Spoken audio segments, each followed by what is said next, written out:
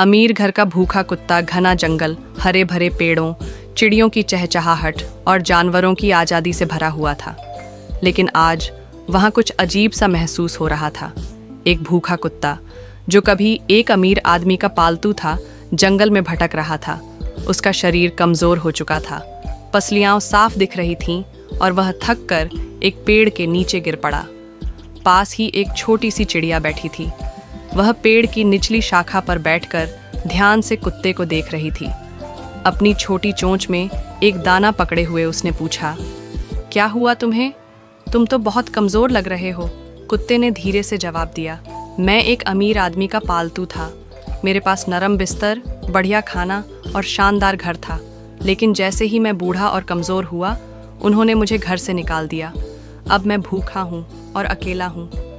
चिड़िया ने दुखी होकर सिर हिलाया और कहा, यह दुनिया का नियम है।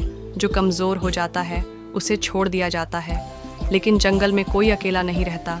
यहाँ हम सब एक दूसरे की मदद करते हैं।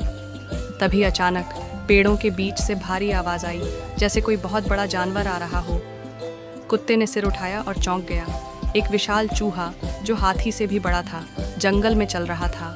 उसके बड़े बड़े कान हिल रहे थे, मोटी लंबी पूंछ ज़मीन पर झाड़ू की तरह घिसट रही थी और उसकी लाल चमकती आंखें डरावनी लग रही थीं।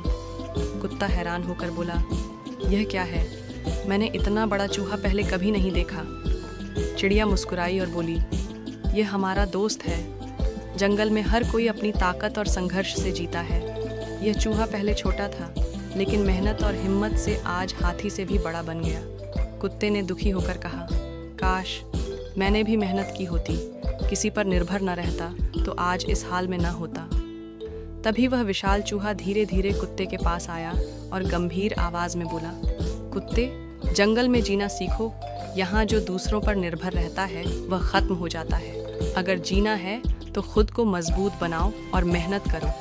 कुत्ते ने आंखें बंद कीं और फिर एक नई उम्मीद के साथ सिर उठाया। उसे समझ आ गया था कि असली ताकत आराम और सुविधाओं में नहीं, बल्कि खुद पर भरोसा करने और मेहनत करने में है।